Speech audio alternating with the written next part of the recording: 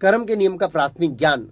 कर्म का पहला सिद्धांत यह है कि कानून की अज्ञानता यह कर्म के प्रतिघात में से बचने का सही कारण नहीं है। जैसे किसी व्यक्ति को पता नहीं है कि हत्या करना गुनाह है और वो व्यक्ति किसी की हत्या करता है, तो पुलिस वाले आएंगे और कहेंगे चलिए। वो कहेगा कहाँ पर। एक बार ऐसा हो गया, एक साधु ट्रेन में जा रहा था और टीसी आया, पूछा कहाँ जा रहे महात्मा। महात्मा ने जवाब दिया जहां राम का जन्म हुआ वहां पर जा रहा हूं। टिकट दिखाइए, टिकट। तब साधु ने कहा टिकट नहीं है। तब टीसी ने कहा चलिए। साधु ने कहा कहां पर। टीसी ने कहा जहां कृष्ण का जन्म हुआ वहां पर, मथुरा जेल में। तो कहने का मतलब यह है, पुलिस वाले आएंगे और कहेंगे चलिए।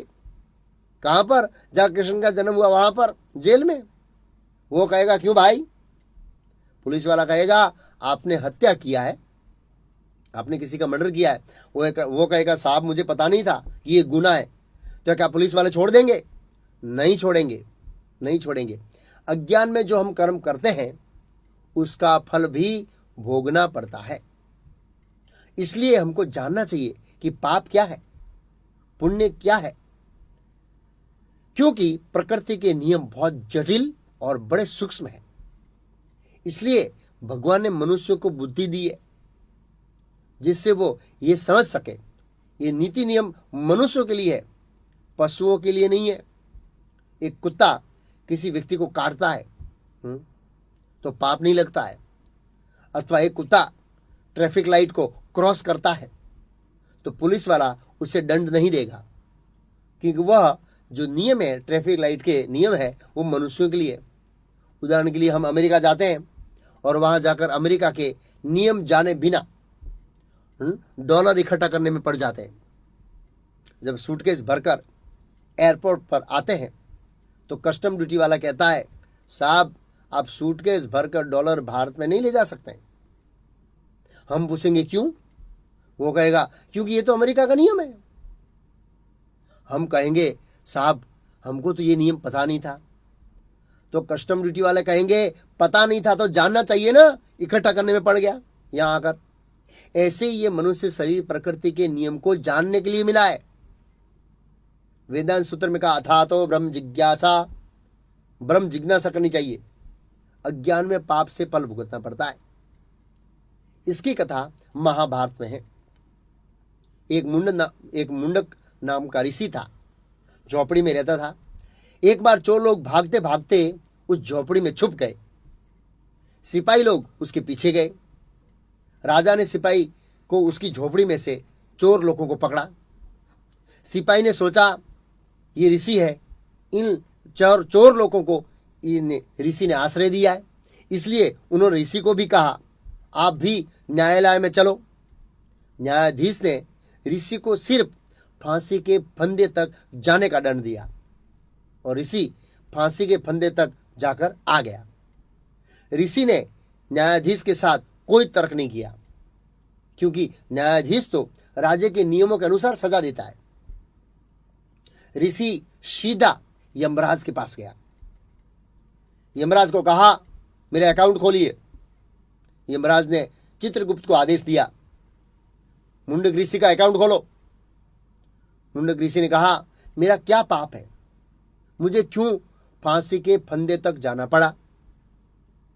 चित्रगुप्त ने अकाउंट देखा, जो यमराज के अकाउंटेंट है।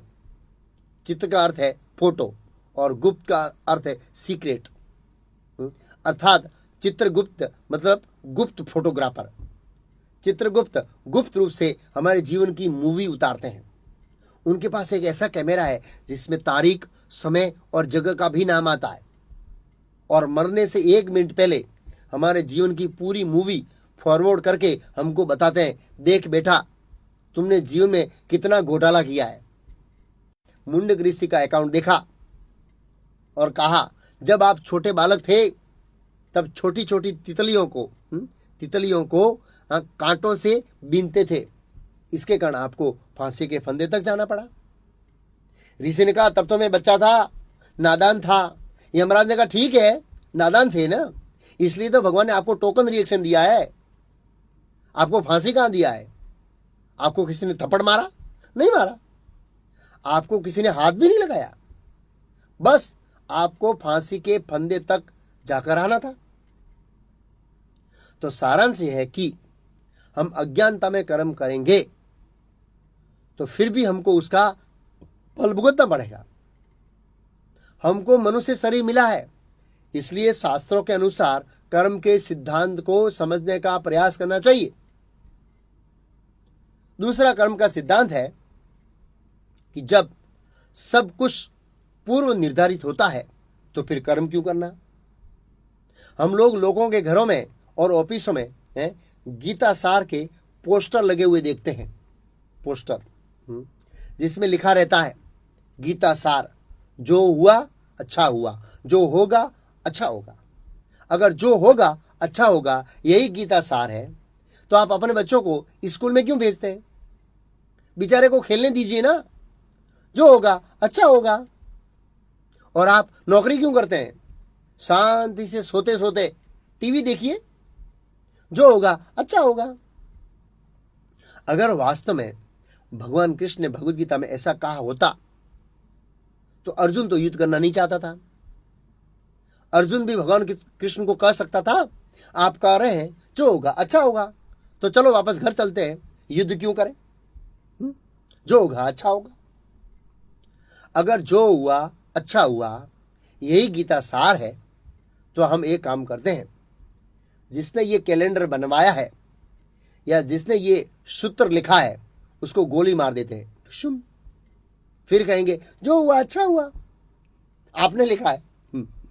उदाहरण के रूप में अगर आपके घर में चोरी होती है, आप पुलिस को कहते हैं सर हमारे घर में चोरी हुई है, कंप्लेन लिखिए, तो पुलिस कहेगी जो हुआ अच्छा हुआ, ये गीता सार कैलेंडर में लिखा है, जो हुआ अच्छा हुआ। आपको कैसा लगेगा? तो जो हुआ अच्छा हुआ ये गीता सार नहीं है, लेकिन मूर्ख और बदमाश लोगों ने ये गीता का सार बनाया है। कहीं भी भगवत गीता में नहीं लिखा है। फिर समाज में एक वर्ग कहता है कि पुरुषार्थ सर्वश्रेष्ठ है, मेहनत करो आपको 100% फल मिलेगा। यह भी गलत सिद्धांत है। जरूरी नहीं है कि मिलेगा, क्योंकि कर्म का फल देना भगवान के हाथ में है। पुरुषार्थ सर्वश्रेष्ठ नहीं है, पुरुषार्थ से भी श्रेष्ठ भगवान है। उसका एक उदाहरण है, एक बड़ी कंपनी के मैनेजर का लाखों रुपया वेतन होता है, जो पूरा दिन एसी में बैठे रहता है। दूसरी ओर एक मकान बनाने वाले मजदूर पूरा दिन खूब मेहनत करते हैं, तब उसको 400 से 500 रुपया रोज मिलता है। लेकिन जो रिलायंस जैसे बड़े कंपनी का मैनेजर है उसको तो लाखों रुपया पगार मिलता है। क्यों? ऐसा क्यों है? कहां गया आपका पुरुषार्थ? क्योंकि मैनेजर के पास उनके पिछले जन्म के पुण्य कर्म पड़े हुए हैं स्टॉक में, और थोड़ा सा काम करने से ज्यादा फल मिल जाता है। दूसरी ओर गरीब के पास पुण्य कर्म नहीं है, इसलिए वो लोग जितना मेहनत करते हैं उतना ही फल मिलता है। और कई बार हम मेहनत करते हैं फिर भी भगवान फल नहीं देते हैं। क्यों? हो सकता है कि वो अगले जन्म में दें। कब कर्म का फल देना है वो भगवान निर्णय लेते हैं, और भगवान स्वतंत्र है, स्वतंत्र, बाध्य नहीं। इसलिए पुरुषार्थ सर्वश्रेष्ठ नहीं है, भगवान सर्वश्रेष्ठ है।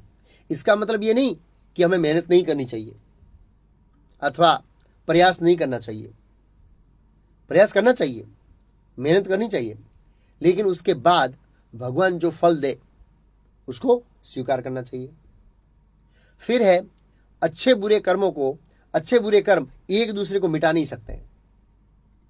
उदाहरण के लिए एक व्यक्ति का मर्डर कर दिया और उसी व्यक्ति ने दूसरे व्यक्ति का जीवन बचा लिया, तो क्या उसका माइनस प्लस होगा? ये सब बराबर हो जाएगा? नहीं होगा।